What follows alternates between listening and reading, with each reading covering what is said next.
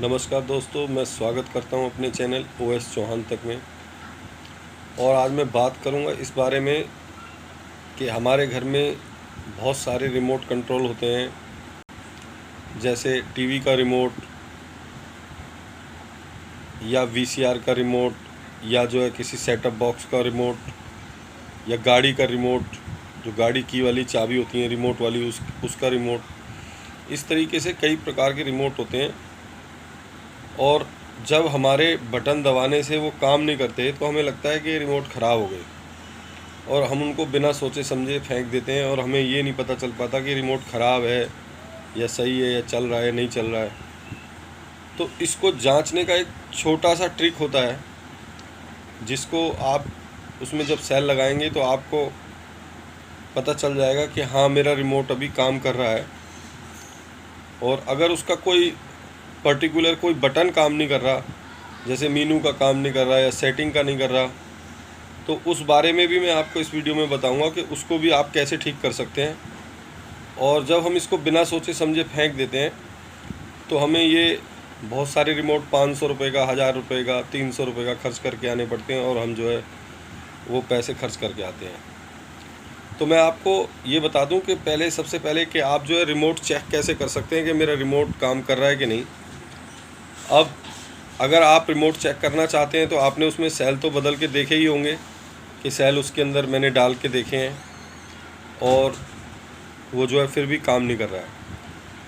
अब आपको डाउट हो रहा है कि टीवी में प्रॉब्लम, अगर मान लो आपका टीवी का रिमोट है और आपको लगता है कि मेरे टीवी में प्रॉब्लम है या रिमोट में प्रॉब्लम है, तो इसका मैं थोड़ा सा आपको तो टीवी में देखिए आपके कहीं ना कहीं ये लाल रंग की लाइट जल रही होगी, इसको हम पावर की लाइट कहते हैं। जो है मतलब रिमोट से ऑन नहीं है और वैसे बंद है।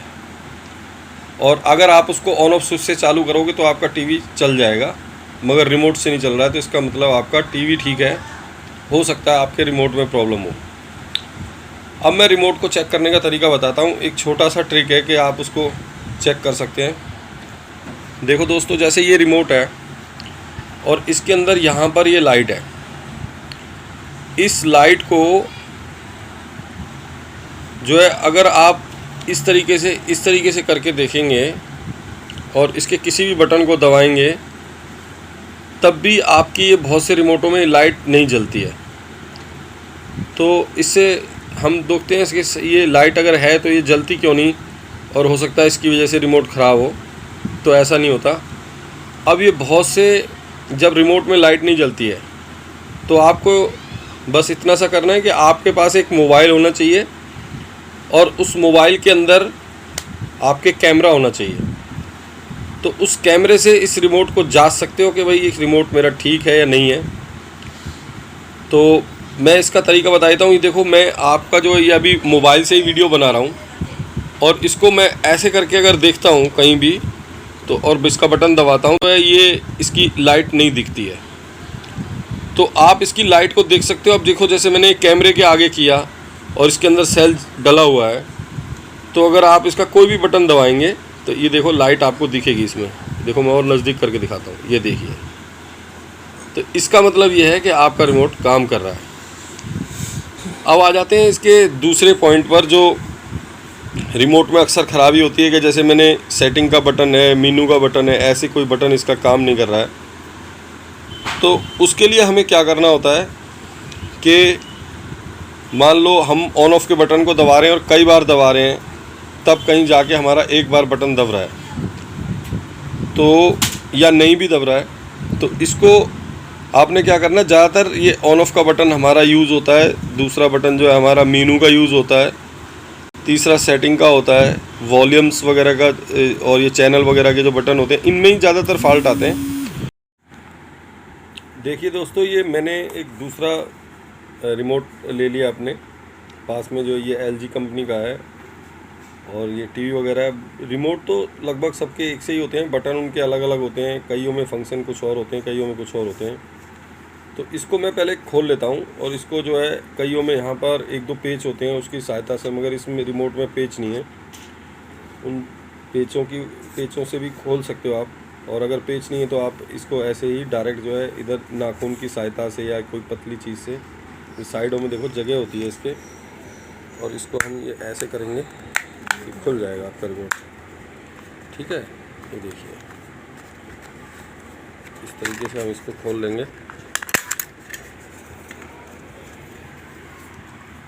और ये देखिए मैंने ये खोल लिया है। अब इसके अंदर जो है इसका एक रिमोट का पीसीबी लगा हुआ है, ये वाला पावर पीसी, ये जो है इसका पीसीबी बोर्ड है, पार्ट्स कनेक्टेड बोर्ड बोलते हैं इसको हम, फुल फॉर्म इसकी पार्ट्स कनेक्टेड बोर्ड होती है। तो इसके अंदर आप ये देखो, ध्यान से देखोगे, ये इसके ट्रैक हैं। इन ट्रैकों पे क्या होता है कि जब हम इसको ज़्यादा यूज़ करते हैं, तो मान लो ये वाला हमारा बटन है, तो इसमें ये दिखने वाले जो कार्बन के ट्रैक हैं, इसके अंदर जो है मॉइस्चर और कार्बन आ जाता है। तो आप इसको बिल्कुल एक सीधा सा तरीका है साफ़ करने का कि अगर आपके पास थिनर है, स्प्रिट है या पेट्रोल है, तो उसको थोड़ा सा जो आपका कॉलगेट करने का ब्रश होता है घर में, उससे ही इस्तेमाल कर सकते हैं और उससे पूरे बोर्ड को सर्विस कर लेते हैं पूरा ब्रश से। और उससे ब्रश से साफ़ करने के बाद उसको अच्छी तरह सुखा लेना है पहले। और अगर आप उसको नहीं सुखाना चाहते हो तो जल्दी सुखाना चाहते हो तो उसके अंदर क्या होता है, एक हमारे पास अगर घर में ब्लोर है बाल सुखाने वाला, तो उस ब्लोर से भी सुखा सकते हो, और नहीं तो फिर धूप में रख के इसको सुखा सकते हो। और ये अच्छी तरह सूखने के बाद जो है इसको प्रॉपरली आप वैसे ही फिट कर दो दोबारा से जैसे आपने खोला था, और इसके अंदर सेल डाल के देखोगे।